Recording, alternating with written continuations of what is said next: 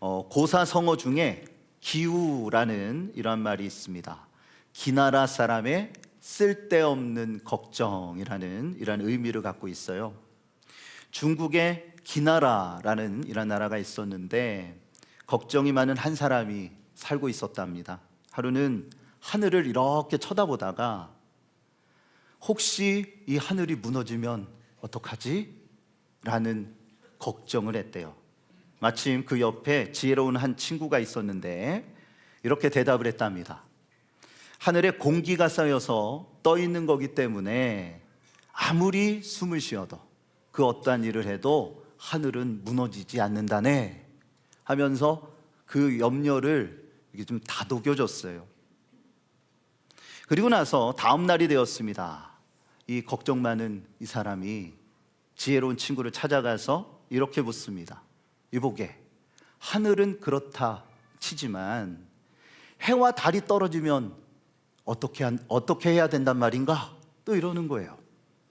그러자 이 지혜로운 친구는 지혜로울 뿐만 아니라 친절했어요. 그래서 이렇게 말합니다. 해와 달이 작게 보이는 것은 저 멀리 있기 때문이며 수천 년간 떨어지지 않았으니 자네 살 동안 떨어지지 않을 거야. 걱정하지 마시게. 이렇게 대답을 했습니다. 그러자 다음 날 이 친구가 또 찾아와서 그럽니다. 그러면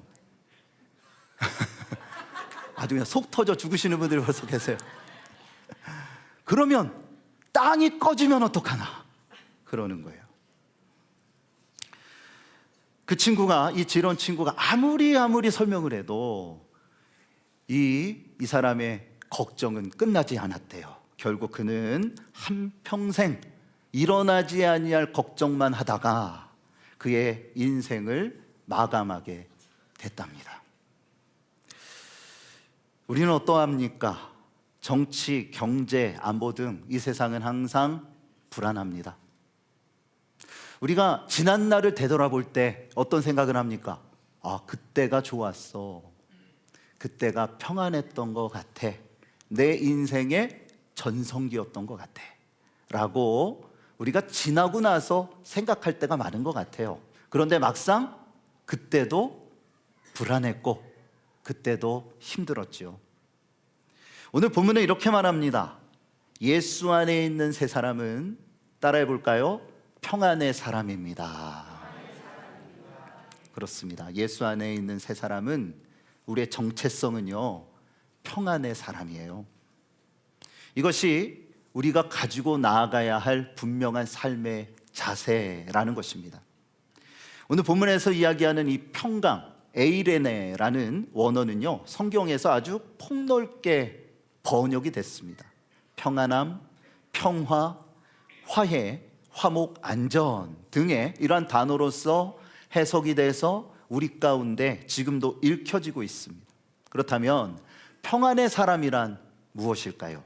오늘 본문에서 주시는 메시지를 함께 나눕니다. 첫 번째는 그리스도의 평강이 마음을 주장하게 하라는 것입니다. 우리 함께 따라합니다. 그리스도의 평강이 마음을 주장하게 해야 합니다. 사람은 누구나 한두 개쯤의 마음의 짐, 이것을 짊어지고 살아갑니다. 그런데 참 아이러니한 것은 한 가지의 문제가 해결이 되면 새로운 문제가 생겨난다는 것입니다. 그래서 한순간도 마음이 편할 날이 없는 것이 우리의 인생이 아닌가, 그러한 생각을 하게 됩니다. 그런데 성경은요, 이러한 마음의 무거운 짐, 여러분이 두 어깨에 짊어지고 있는 이 참 힘든 인생의 질고를 벗어낼 수 있는 방법에 대한 말씀을 제시합니다. 이것이 오늘 본문 말씀이에요. 자, 우리 다시 한번 15절 전반전 말씀을 함께 읽어보도록 하겠습니다. 그리스도의 평강이 너희 마음을 주장하게 하라. 아멘. 자, 뭐라고요? 뭐가 우리의 마음을 주장해야 한다라고요? 그리스도의 평강입니다. 바울은 마음에 염려나 두려움이 아니라 그리스도의 평강이 가득해야 한다, 그렇게 강조하고 있습니다. 왜냐하면 그 평안이 여러분의 삶을 움직이게 하기 때문입니다. 그리스도의 평안이 우리의 삶을 움직이게 할 때 어떠한 문제와 힘듦이 온다 할지라도 이 모든 것들을 넉넉히 이길 수 있는 마음의 여유가 생겨납니다. 이런 모든 것들을 대할 수 있는 태도가 우리의 마음 가운데 믿음 위에 굳게 세워진다라는 거예요. 여기에서 주장하라 라는 이런 의미는 매 순간 그리스도의 평강을 따라 어떤 일을 생각하라는 것입니다. 그냥 염려와 근심에 쌓여서 마음이 무거워 그냥 어떻게 합니까? 팍 퍼지는 게 아니라, 여러분, 두려움은 우리의 생각을 얼어붙게 만듭니다. 분노는 우리가 어떠한 일을 하기에 앞서 이미 파괴적이고 폭발적인 어떠한 일을 저질러 버리게 만듭니다. 참 무서운 거죠. 그렇지만 그리스도의 평강은요, 잠시 멈추게 합니다. 하나님의 뜻을 엿줄 수 있는 여유를 갖게 합니다. 생각하게 만듭니다. 어떻게 할 것인가? 이 문제에 대하여 내가 어떻게 대하는 것이 하나님이 원하시는 뜻일까? 이것을 생각하게 만든다라는 겁니다. 우리는 하루도 여러 가지의 하루의 삶을 살아갈 때 수많은 결정을 하죠. 이때에 눈에 보이는 이득이나 아니면 지혜로운 사람의 의견을 듣기보다 성령이 주시는 마음의 평안함을 가지고 주님의 뜻을 따라가야 한다라는 거예요. 그때에 믿음의 결정, 하나님께서 기뻐하시는 뜻에 따른 우리의 삶이 시작이 된다라는 것입니다. 그러므로 순간순간마다 성령님의 도우심을 구하기 위해서 우리는 어떻게 해야 될까요? 기도를 쉬지 말아야 합니다. 빌립보서 4장 6절에서 7절 말씀, 우리가 만시간 기도 운동의 아주 중요한 핵심 말씀이죠. 우리 다 같이 함께 읽겠습니다. 아무것도 너희의 구할 것을 감사함으로 하나님께 아뢰라. 그리하면 뛰어난 하나님의 평강이 그리스도 예수 안에서 너희의 마음과 생각을 지키시리라. 아멘. 그렇습니다. 우리가 감사함으로 기도하며 나아가게 될 때 그리스도의 평강이 우리의 마음과 생각을 지켜주십니다. 믿음을 갖게 합니다. 어떠한 상황 속에서도 타협하는 것이 아니라 하나님의 뜻을 따라갈 수 있도록 우리를 붙들어 준다라는 거죠. 예전에 섬겼던 교회에서 풍랑 속에 주무시던 예수님에 대한 설교를 한 적이 있습니다. 한 주간이 지났는데 어느 집사님이 저한테 찾아오셔서 이렇게 말씀을 하세요. 목사님이 주신 그 메시지 때문에 한 주간 평안히 아주 잘 잤습니다. 사실 저는 불면증으로 인해서 너무나도 힘들고 어려운 삶을 살았는데 그 말씀이 저한테 너무 큰 위로가 됐어요. 그 이야기를 듣고 저는 놀랐어요. 그리고 이렇게 말씀드렸어요. 하나님의 영광입니다. 하나님의 은혜입니다. 제가 한 게 아니에요. 저는 하나님께서 주시는 감동에 따라 말씀을 선포했을 뿐입니다. 그렇지만 이 말씀을 통해서 하나님이 일하신 거고 또한 집사님에게 은혜를 주신 거예요. 그 말씀을 전하면서 저는 참 놀랐어요. 이분을 항상 대할 때마다 평안하셨거든요. 항상 대할 때마다 항상 기뻐하고 이러한 어려움이 없는 분인 줄 알았어요. 그런데 그렇지 않았다라는 거죠. 여러분 그거 아세요? 불면증에 이렇게 시달리잖아요. 저도 예전에 그랬던 적이 있는데 아무리 자려고 해도 아무리 우리가 양을 세다 보면 몇백 개가 되면 내가 양을 세는지 양이 나를 세는지를 몰라요. 헷갈립니다. 그러다 보면은 오히려 정신이 더 또렷해지고 짜증이 나고 너무 힘든 이러한 일들 한 번쯤은 겪어보셨을 거예요. 이 자리에 또한 불면증으로 인해서 힘들어하는 분들도 계실 겁니다.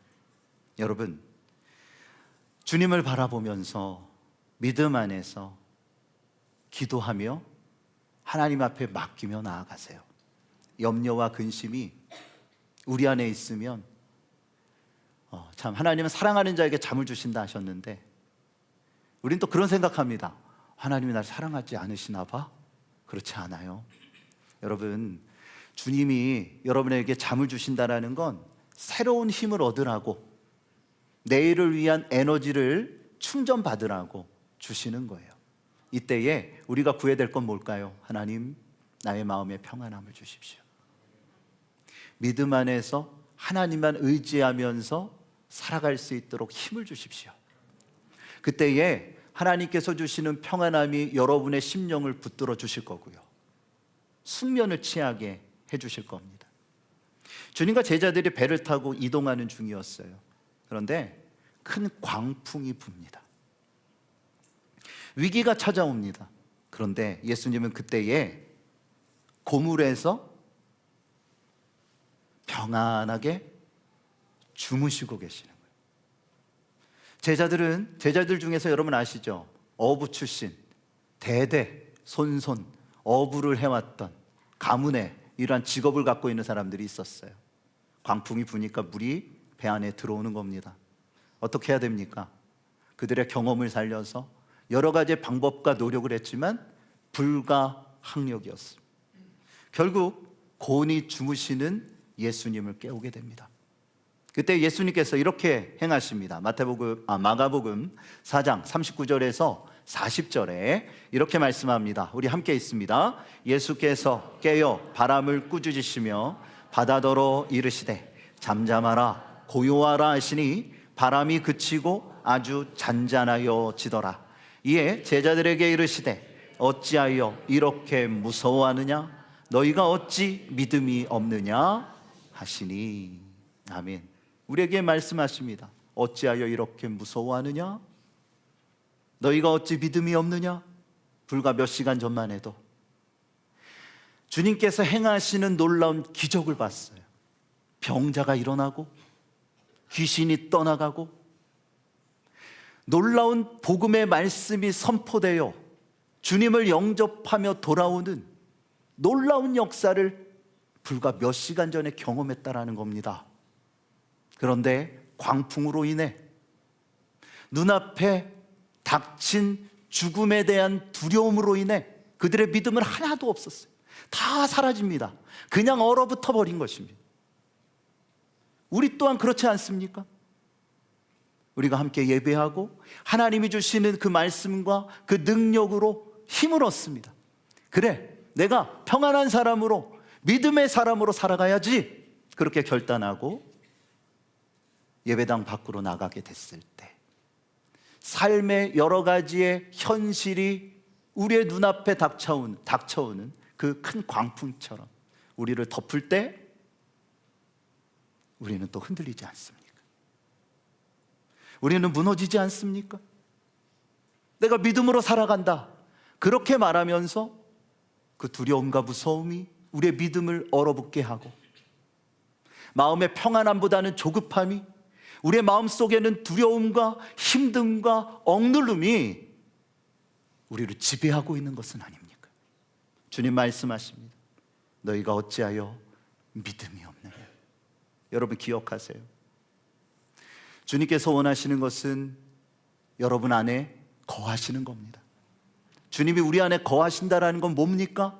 주님의 평안함이 여러분의 삶 가운데 있다라는 것입니다.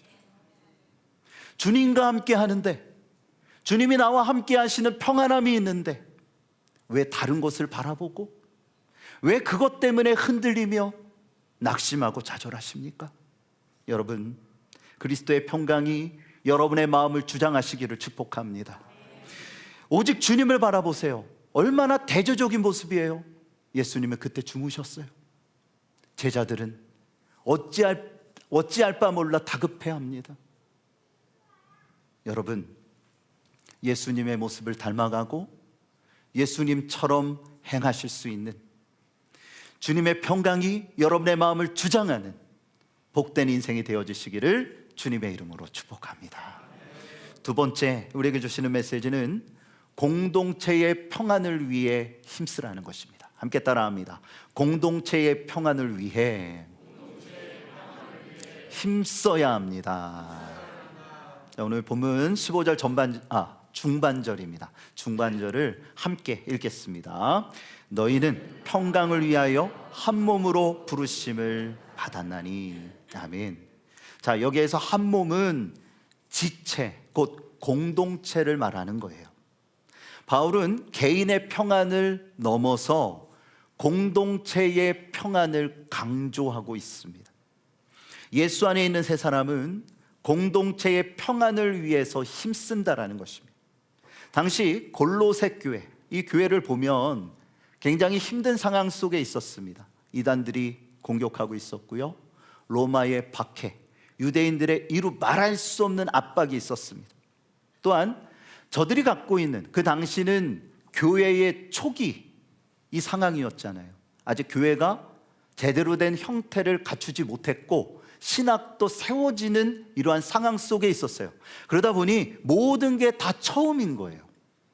어떻게 해야 할까?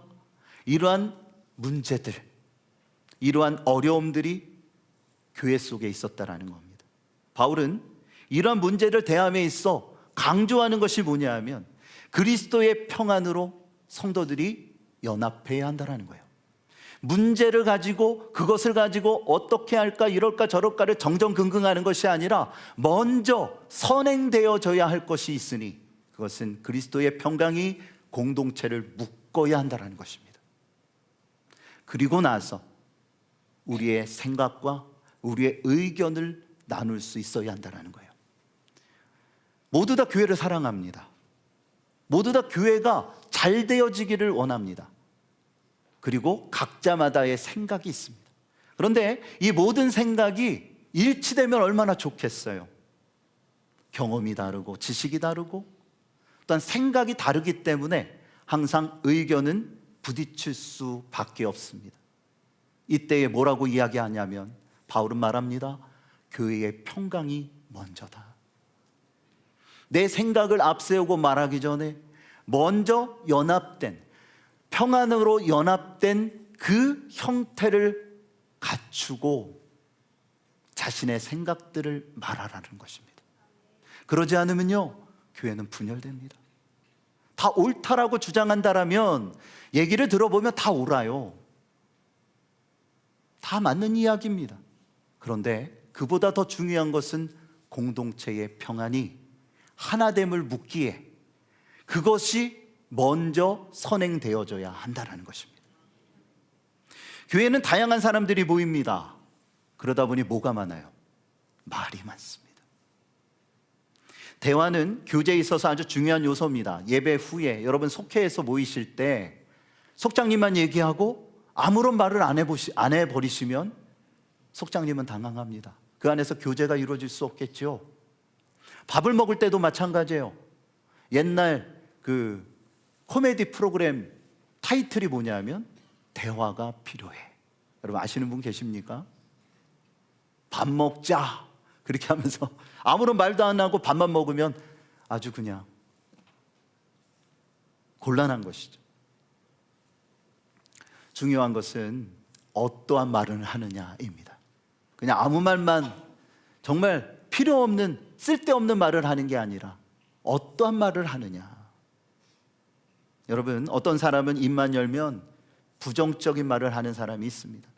정치, 경제, 교회 등 여러 가지 이슈를 아주 다양성을 갖고 말하지만 결국은 부정적인 말은요, 상처와 회의감을 갖게 만들어요. 내가 왜 이 귀한 시간을 이렇게 말을 한 거지? 라는 생각을 갖게 한다라는 거예요. 어떤 사람은 자신의 힘과 능력을 과시합니다. 그리고 사람들을 선동합니다. 또 어떤 사람은 비즈니스와 자기 유익을 위해 공동체를 이용합니다. 결국 분쟁과 시기심이 나죠. 그런데 어떤 사람은 조용히 뒷담화를 합니다. 아주 조용히. 여러분 어느 쪽에 속하신 분들입니까? 여기에 다 속하시면 안 돼요. 우리가 주님을 바라보며 믿음 안에 살아간다라는 것은요, 여러분의 인생을 결정함에 있어서 내가 어떠한 말을 하느냐, 이것이 중요한 것입니다. 특히 새 가족들을 대할 때 항상 말조심을 해야 합니다. 처음 만나는 사람들, 그들을 대할 때 말조심해야 돼요. 왠지 아세요? 여러분의 말 한마디가, 여러분의 행동이 복음의 문을 닫을 수 있기 때문입니다. 처음 교회로 왔어요. 처음 예수님을 만나고 싶고 믿고 싶어서 교회에 왔어요. 그런데 처음 만난 분이 파괴적인 말과 덕이 되지 아니하는 말을 한다면, 아무리 좋은 말을 해도 부족한데 그런 말을 한다면 어떻게 되겠어요? 복음의 문이 닫히는 거예요. 저는 그런 모습들을 너무 많이 봤어요. 목회하면서, 우리 교회 얘기하는 게 아니라. 이런 말을 합니다. 목사님, 교회도 세상과 다를 바가 없군요. 세상보다 더한 게 교회입니다. 이 말이 너무 충격적이었어요. 우리 예수님 사랑한다 말하고, 주님 안에서 우리가 더욱더 부족하고 좀 연약하지만 그래도 격려하자고, 응원하자고 말하는데, 어떠한 한 가지의 문제나 아니면 그룹이 있어요. 교회 안에는 항상 누구파, 양파, 쪽파, 마늘파 다 있어요. 끼리끼리. 그 안에서 나타나는 이러한 모습들이, 그분이 저한테 말한 게 지금도 생생해요. 세상보다 더합니다. 내가 왜 예수님을 믿어야 하는지. 그나마 다행인 건 교회를 떠나지 않고 예수님만 바라보고 사시겠대요. 그 말도 저는 가슴이 아프더라고요. 그 말도. 여러분, 잠언서 18장 20절에서 21절에 이렇게 말씀하고 있습니다. 우리 함께 읽겠습니다. 사람은 입에서 나오는 열매로 말미암아 만족하게 되느니라. 죽고 사는 것이 혀의 힘에 달렸나니 혀를 쓰기 좋아하는 자는 혀의 열매를 먹으리라. 아멘. 뭡니까? 따라합니다. 말하는 대로 이루어집니다. 여러분, 가슴에 새기셨으면 좋겠어요. 하나님 말씀하십니다. 말하는 대로 될 것이다. 왜냐하면 말에는 능력이 있기 때문입니다. 그래서 우리가 어떠한 말을 하느냐, 이것에 따라 여러분의 인생이 결정이 되고요, 열매를 맺게 된다는 거예요. 바울 시대에 팍스 로마나라는 말이 유행했습니다. 로마의 평화를 이라는 뜻입니다. 마찬가지로 우리는 이 시대를 살아가면서 팍스 크리스티아나라는 말을 해야 됩니다. 너무 어려운 말이죠. 저도 발음 연습 많이 했어요. 이게 무슨 뜻이냐면 그리스도의 평화를 이라는 뜻입니다. 주님의 평안이 당신과 함께 라는 뜻이에요. 주님 안에서 이 교회가 평안하여 든든하게 세워지는 교회가 되기 위해서는요, 그리스도의 평화가 우리의 마음에 있어야 하고 이 공동체를 묶어야 합니다.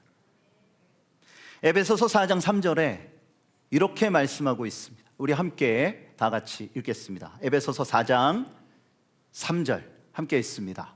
평안에 매는 줄로 성령이 하나 되게 하신 것을 힘써 지키라. 아멘. 뭐로요? 평안에 매는 줄로. 평안의 띠로 교회가 연합하고 하나 되어져야 한다는 것입니다. 사랑하는 교우 여러분, 파괴적인 말, 죽이는 말, 분열하게 만드는 말, 이러한 말을 하는 것이 아니라 우리는 평화의 말을 나눠야 합니다. 함께 해볼까요? 그리스도의 평안이 당신에게. 그리스도의 평안을 나눠야 합니다. 또한 살리는 말을 하세요. 내가 내게 생기가 들어가게 하리니 너희가 살아나리라. 너희가 살아나리라. 우리 성직교회는 살리는 교회예요. 죽이는 교회가 아니에요. 풀을 꺾는 교회가 아니에요. 여러분, 특히나 여러분의 자녀들에게 응원의 말을 해주세요. 격려해 주세요. 주님의 이름으로 축복해 주세요. 너는 잘 될 거야. 너는 세계적인 인물이 될 거야. 딴 사람 얘기하는 거야. 너는 주님께서 기뻐하시는 능력의 사람이 될 거야. 여러분, 남의 얘기가 아니잖아요. 손자, 손녀들한테만 하지 말고요, 큰 자녀들한테도 하세요. 예? 50이 됐던 60이 됐던 여러분의 자녀들이잖아요. 그들에게 응원의 메시지를 주세요. 힘들지? 그렇지만 하나님이 함께 하신단다. 내가 열심히 기도하고 있어. 그리고 한마디 떡 덧붙여서 너도 기도해야 되겠지? 하나님이 붙들어 주실 거야. 희망을 노래하세요. 그래, 하나님이 함께 하시기 때문에 반드시 될 거야. 하나님이 주시는 희망이 있기 때문에 나는 오늘도 노래 부를 수 있단다. 여러분, 믿음으로 비전을 선포하세요. 생명력이 넘치는 삶, 생명력이 넘치는 속회, 생명력이 넘치는 선교회, 생명력이 넘치는 교회. 믿음 안에서 선포하고 나아가게 될 때 그 말에는 뭐가 있다고요? 능력이 있어요. 선포할 때에 이루어지는 것입니다. 생각만 하는 것이 아니라 믿음으로 선포할 때 하늘의 능력이 이 땅 가운데 이루어지는 것입니다. 그러한 교회는요, 평안하여 든든히 세워져 갑니다. 그러한 가정은요, 하나님께서 함께 하셔서 붙들어 주시고 화목한 가정으로 주님께서 주시는 은혜 안에 승리할 수 있도록 이끌어 주신다라는 것입니다. 어떤 젊은이가 인생에 가장 필요한 것을 생각하면서 행복 목록을 작성했습니다. 뭐를 작성했다고요? 행복 목록.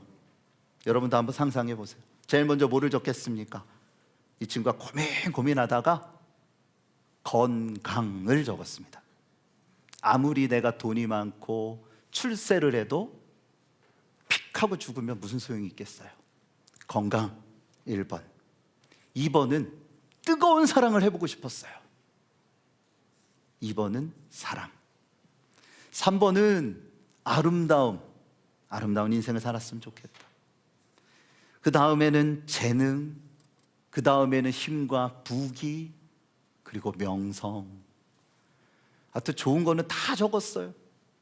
그리고 그 안에서 내가 빼먹은 것은 없나, 다시 지우개로 지우고 연필로 다시 적고 반복하더니 이거면 되겠다. 이러면 행복할 거야. 그리고 한 번 더 컨펌을 받고 싶어서 그 지역에 있는 경험 많은 어르신을 찾아갔습니다. 그리고 이 목록을 보여주면서 어르신, 이것이 저의 행복 목록인데 빠진 것이 있나요? 물었습니다. 그러자 그 노인이 이 목록을 훑어본 후에 이렇게 말했습니다. 자네는 가장 중요한 것을 빠뜨렸다네.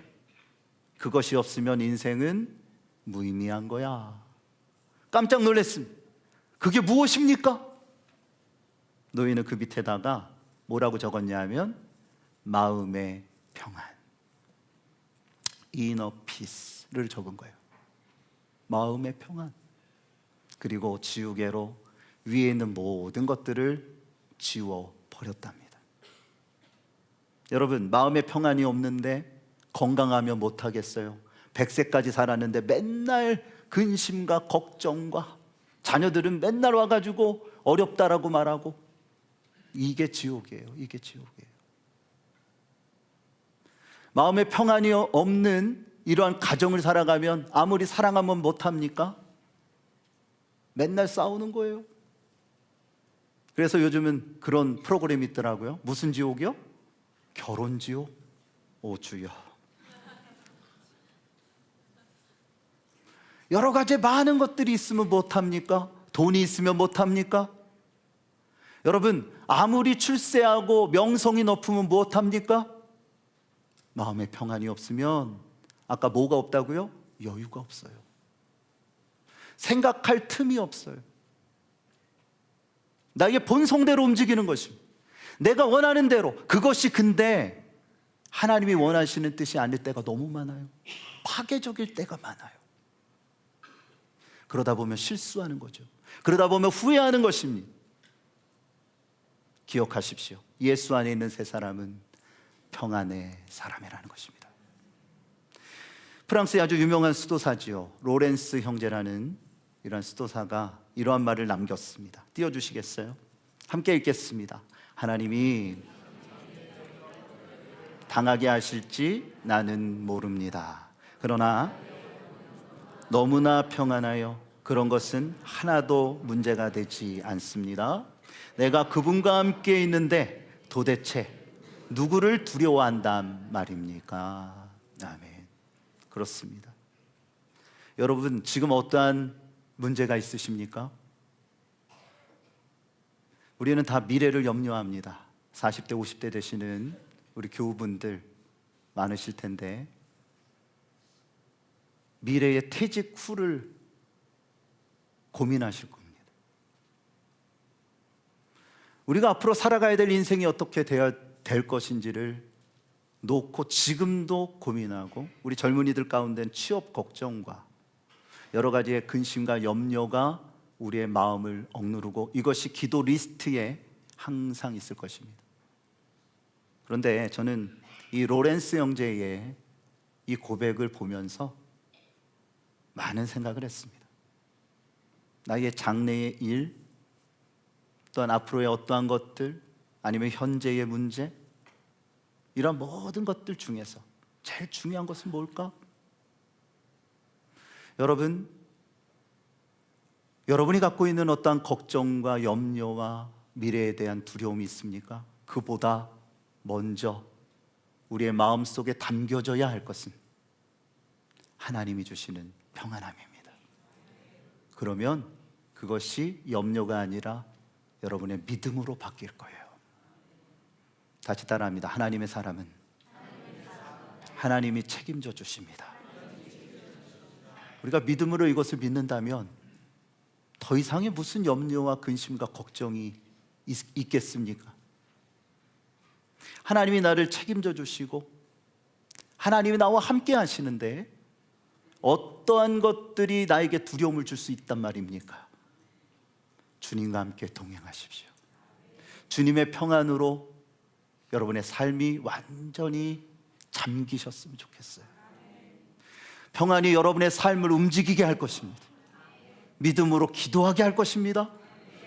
살아가는 순간순간마다 확신을 갖게 할 것이고 그 속에서 하나님을 찬양하게 될 것입니다. 그런 믿음의 삶, 평안의 삶, 하나님께서 여러분을 붙들어 주시는 인생이 되어주시기를 우리 주 예수 그리스도의 이름으로 축복합니다.